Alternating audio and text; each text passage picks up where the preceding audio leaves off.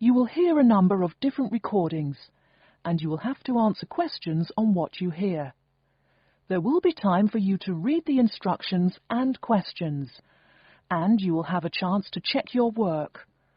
All the recordings will be played once only. The test is in 4 sections. At the end of the test, you will be given 10 minutes to transfer your answers to an answer sheet. Now turn to Section 1. Conversation between a clerk from a moving company and a woman who wants to relocate to the United States. First, you have some time to look at questions 1 to 6.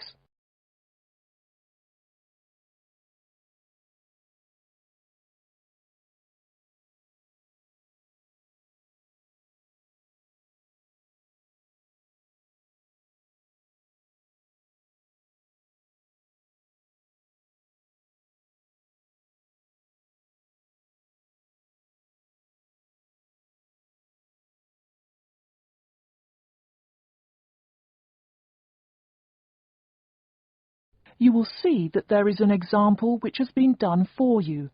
On this occasion only, the conversation relating to this will be played first. Good morning, ma'am, and welcome to Australia's Moving Experience. How can I help you? Well, I hope you can help me. I'm so up in the air right now. Just calm down now. Let me guess. You're moving and it has you a little confused. That's it exactly. You see, I'm relocating to the United States next month, and I'm having a hard time getting organised. Here, fill out your name and address and let me ask you a few questions. Oh, what should I call you? My name is Jane Bond. The woman says that her full name is Jane Bond, so Jane Bond has been written in the space. Now we shall begin. You should answer the questions as you listen, because you will not hear the recording a second time. Listen carefully and answer questions 1 to 6. Good morning, ma'am, and welcome to Australia's Moving Experience. How can I help you? Well, I hope you can help me. I'm so up in the air right now.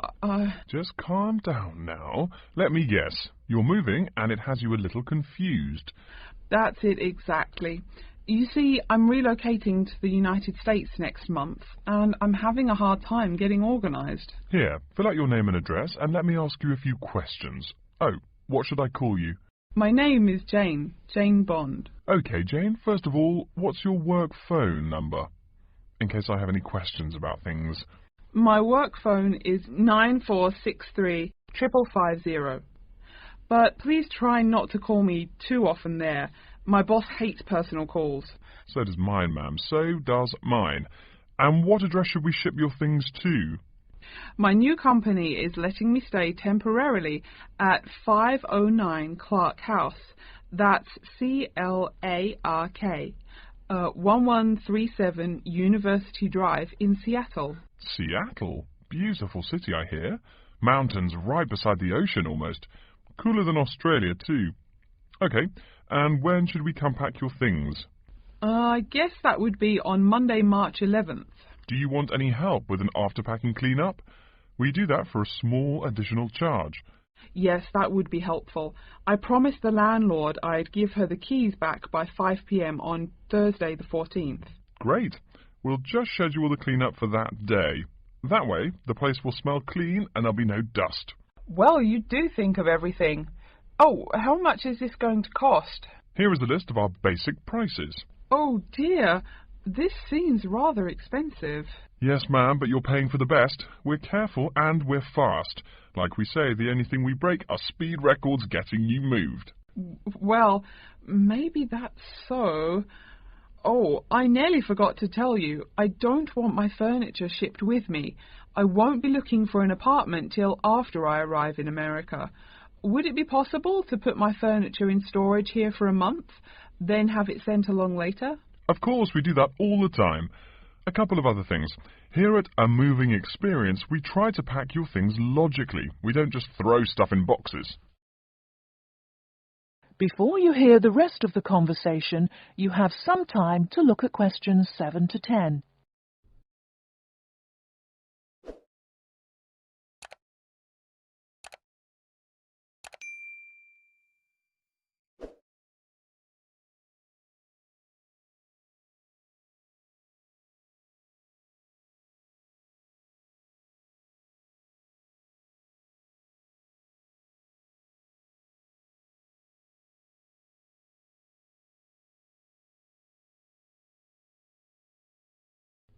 Now listen and answer questions 7 to 10.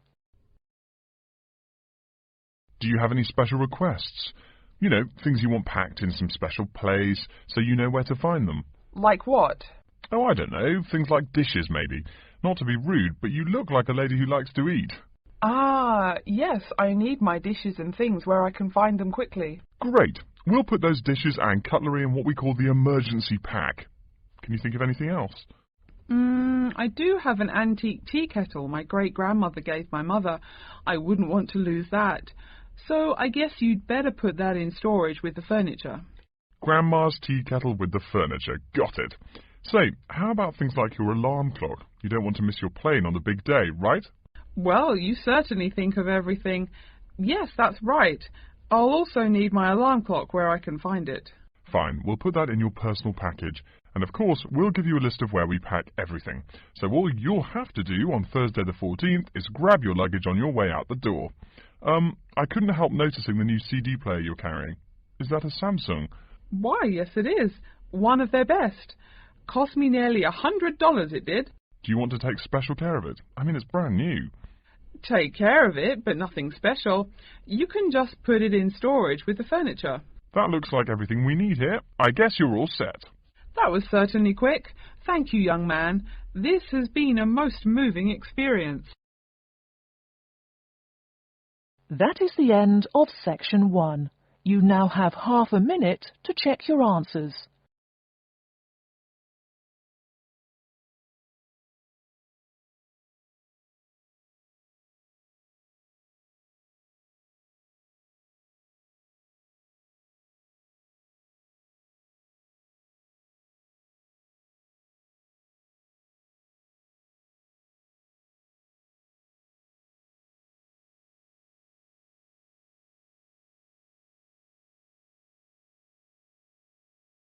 Now turn to section 2.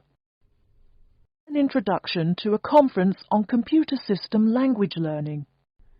First, you have some time to look at questions 11 to 16.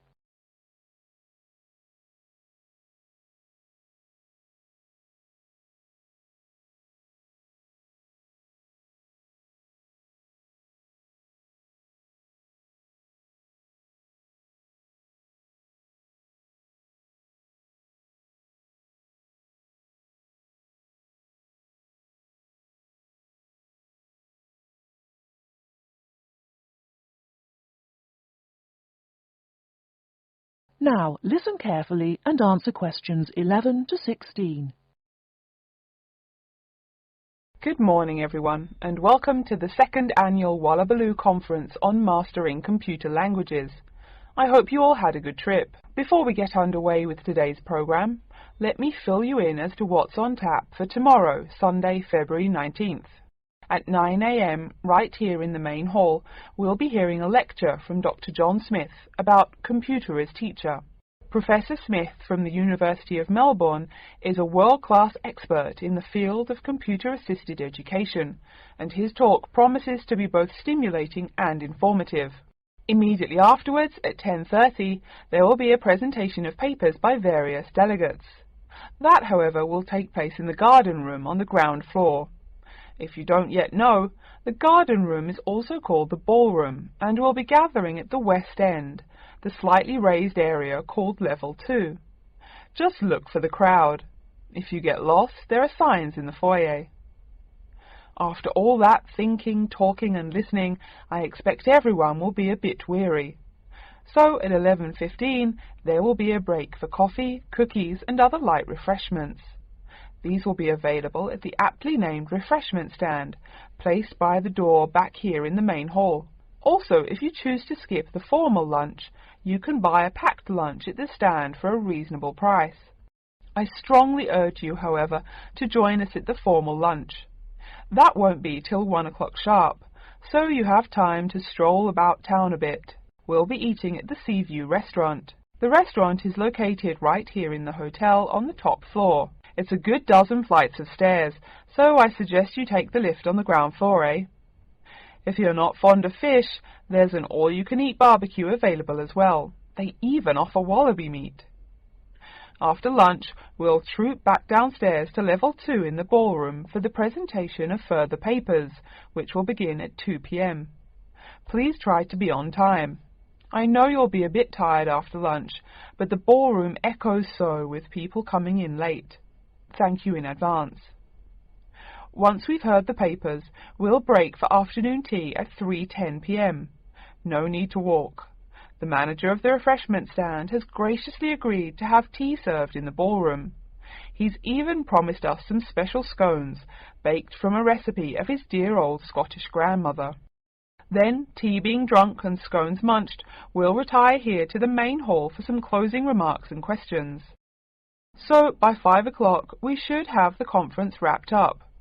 But the fun isn't over. This is Australia, mates. We'll be flocking to the hotel's own Palm Lounge on the east side of the foyer for an informal reception. You can relax, mingle with the other delegates, and let your hair down a bit. This will run from 5:10 to 6:10, though you're free to stay as long as you like. The lounge manager has informed me that for the duration of the actual reception, you can have all-you-can-drink beer for $20 with purchase of an advance ticket. Before you hear the rest of the talk, you have some time to look at questions 17 to 20.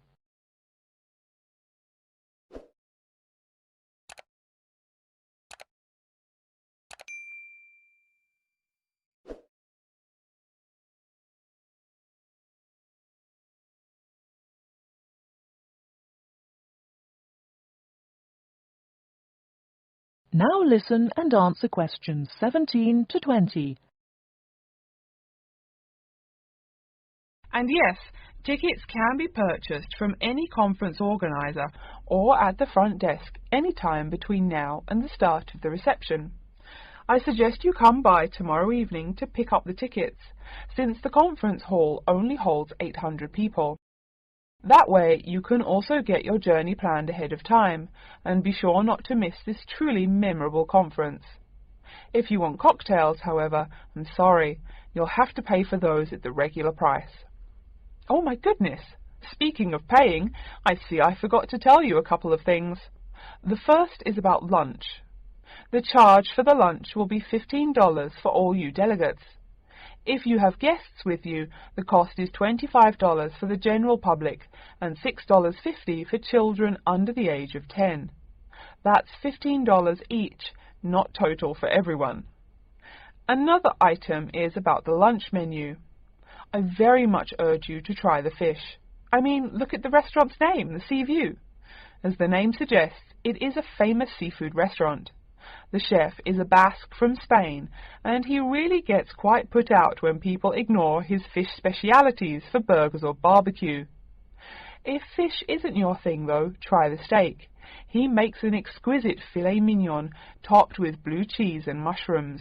Finally, if you'd like to buy a ticket, you can have both lunch and unlimited beer for $35. I should have mentioned that earlier, but I am a bit forgetful. Maybe I should avoid the beer after the conference, eh? Well, I've said my bit. Are there any questions? That is the end of section 2. You now have half a minute to check your answers.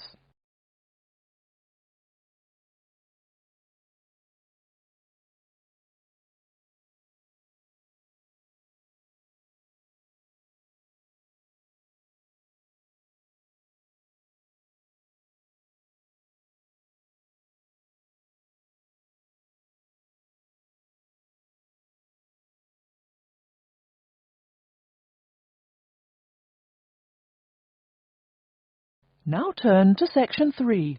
Student called Tina asking Professor Van Diesen for advice on choosing courses. First, you have some time to look at questions 21 to 26.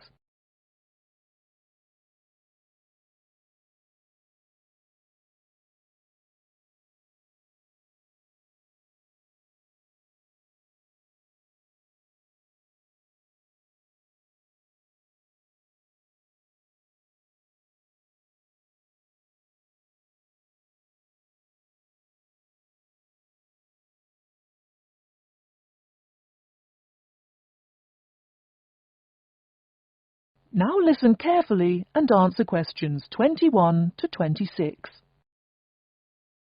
Hello, are you Professor Van Diesen? Yes, I am. And who might you be? Oh, sorry, my name is Tina. I'm a freshman here. They told me I should ask you for advice in choosing courses.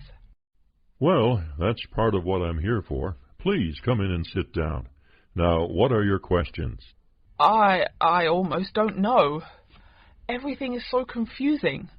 Like, what is a specialized course? Oh, easy. A specialized course is one that is compulsory, meaning it's a requirement for your major, and regular, so you can't place out by taking a proficiency exam. That sounds pretty strict. Then what are all these general courses? I seem to have to take so many. Nothing to be alarmed over. These are courses open to all students and not directly related to your major. The university offers these general courses to choose so that you can become more well-rounded individuals. For example, I see you're a microbiology major, so it might be a good idea to take some literature or history courses so that you can know something besides all science. You mean these courses are like for fun? That might be one way to look at it, but don't tell the literature professor such a thing. Think of a general course as the opposite of a specified course. A specified course is one that pertains directly to your major. So, can I take any microbiology course I want? Let's see. Oh, those courses used to be open to microbiology students only. The good thing is now it's open to students on a flexible schedule, so it's not only for full-time students. So the answer is yes, if you have the instructor's permission. May I ask you why you chose microbiology? Well, I also like plain old biology too. You know, full-size animals. I might even become a veterinarian. Could I take some biology classes? Well, they are open to full-time students only, which I believe is what you are. I don't know how a freshman would get along with microbiology, though. I mean, most of the students presently looking into it are from off-campus. Off-campus? Yes, you know, people who use it in their work at hospitals, laboratories, even a police detective. Why did you choose microbiology, if I may ask? I don't think you quite answered that. Well, eventually I want to be a doctor. At least my dad tells me so. If I may say so, young lady, you seem a little uncertain. Still, I think that might be a good idea for a career. Of course, if you're thinking about being either a doctor or a vet, you should take some medical science classes before you even think of applying to med school. Great! What should I take? There is one small problem. The new medical sciences building is under construction, so there are no experimental facilities available until next year. I'm afraid you'll have to wait, but don't forget to take those courses at the first opportunity. Oh, bummer. Is there any other course you'd recommend for someone like me? Well, since you seem to like animals, have you ever thought about looking into environmental science? No, I never really thought about it before. Is it worthwhile? Quite. In fact, it's the fastest growing subject on this campus. Before you hear the rest of the talk, you have some time to look at questions 27 to 30.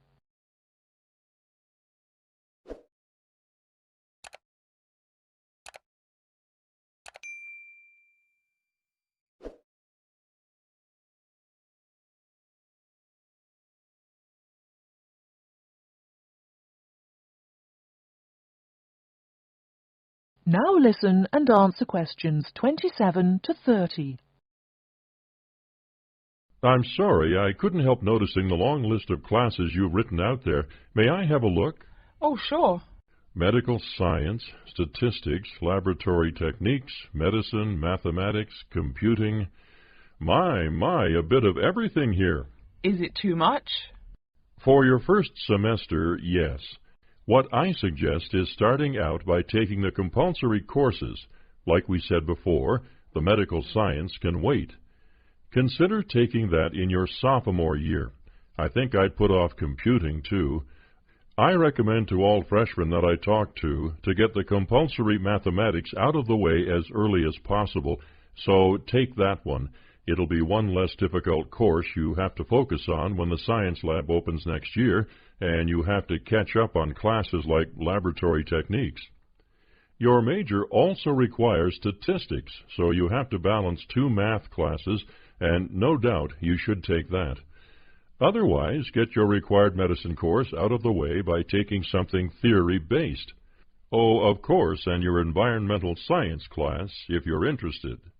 The others can wait, though I think computing is definitely a good idea, even though it's not required. I see, too, on your paper there, you seem to have had high marks on the entrance exam. Yeah, I guess so. Don't be shy. Have you thought about applying for a scholarship? Do they have any? I mean, my dad is always complaining about how much money it costs him. In your department, there are actually 3 full scholarships available. They cover tuition and provide $1,500 cash.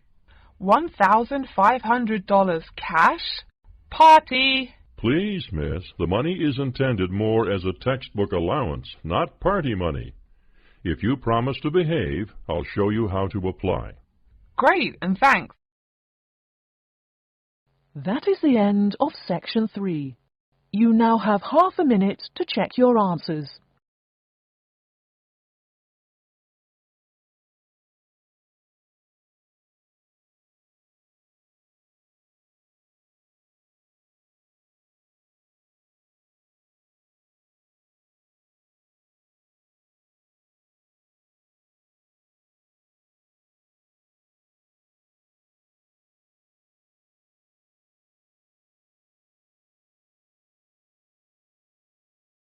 Now turn to Section 4, about how to choose flooring materials. First, you have some time to look at questions 31 to 40.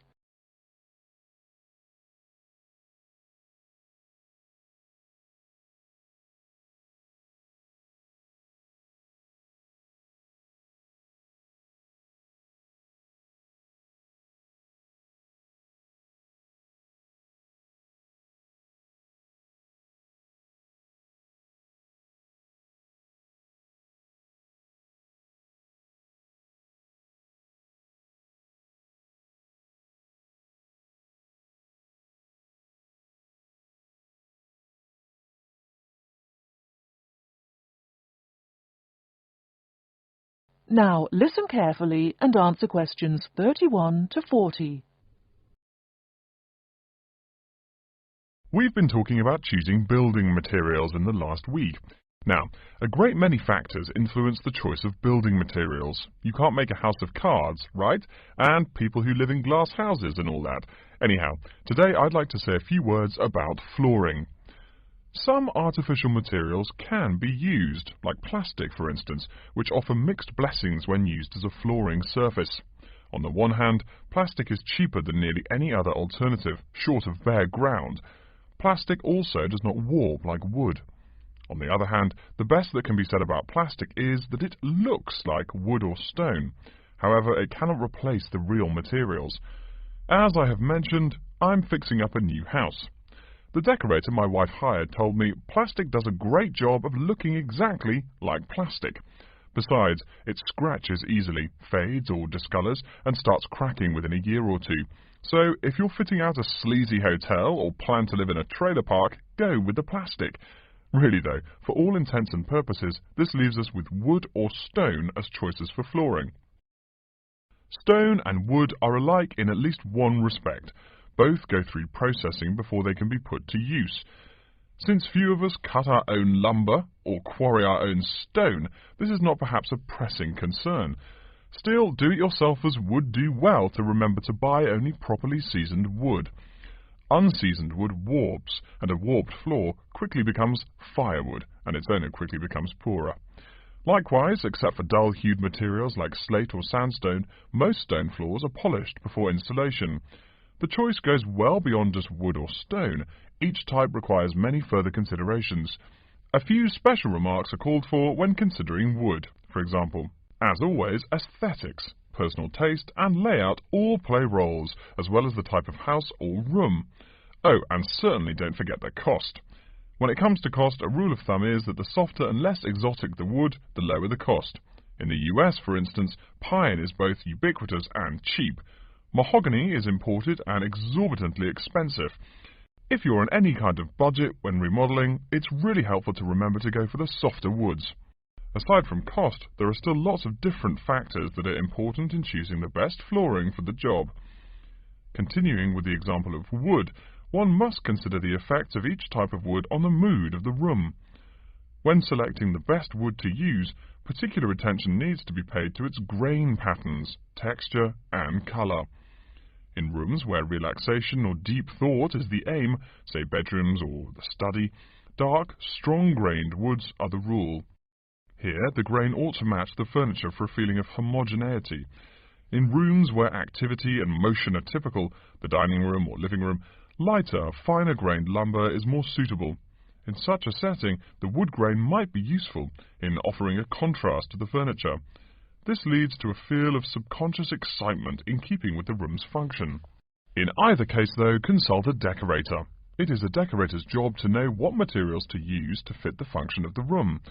Though some things about putting together a room are subjective and based on one's individual taste, materials appropriate to a room's function are much more straightforward. A decorator takes the needs of the customer and uses a mathematical formula rather than subjective words. Since feelings vary from person to person, verbal descriptions of wood types tend to be ambiguous. You want the wood you select, not something approximate. And if you do decide to do it yourself, remember that all wood must be treated with preservatives to enhance its appearance and preserve its natural beauty. In the case of stone, or quarry tile, as flat-cut flooring stone is properly called, a new set of considerations must be weighed up. Simple colour aside, the degree of reflection must be kept in mind. This is called the reflectance rate, which is expressed in a number between 0.0 and 1.0, depending on the amount of light it reflects. At one end of the scale is polished silver. At a rating of 1.0, this shiny surface reflects nearly all of the light directed at it. Numbers closer to 0 describe materials that absorb more light. Moving down the scale a bit, we see that plastic that has been painted white has a rate of 0.8, which makes sense. We know that the colour white reflects all other colour, while black absorbs all colour, and plastic itself is a relatively reflective material. Materials that are denser and darker have reflectance rates much closer to 0. The quarry tile I mentioned a while ago has a rate of 0.1. As you may know, quarry tile is generally dark brown and made from clay, so it is quite dense. Of course, there is considerable variation among types of quarry tile because of the hue or treatment of the clay during its creation. Does anyone have any guesses as to what material may have a rate of almost 0.0? We can guess most of these materials are black in colour, but plastic, wood and even stone reflect some light. One material with a rate of almost 0.0 is black velvet. The texture produces almost no shine at all. Carrara marble, despite its white hue, is actually lower in reflectivity than black onyx. In any case, the fact that tiles vary somewhat should not be forgotten. A highly reflective floor would not be suitable in a library. It would be indispensable in a ballroom, should your home be large enough to feature one. Again, a rule of thumb is that light means lively. Since form and material follow function, one should only use the more reflective materials in rooms where the cultivation and expression of energy is important.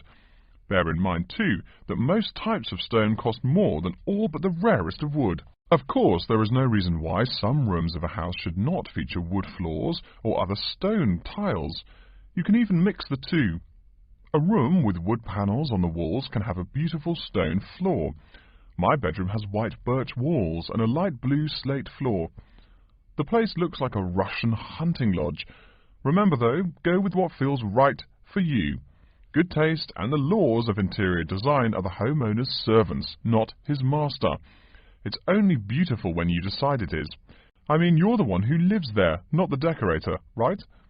Okay, are there any questions?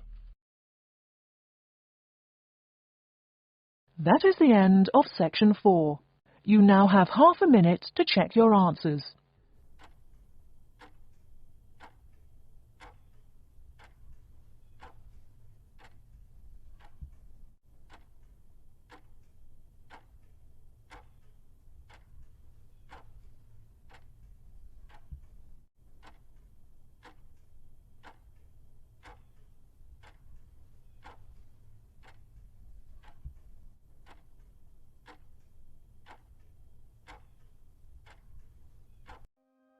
That is the end of the listening test. In the IELTS test, you will now have 10 minutes to transfer your answers to an answer sheet.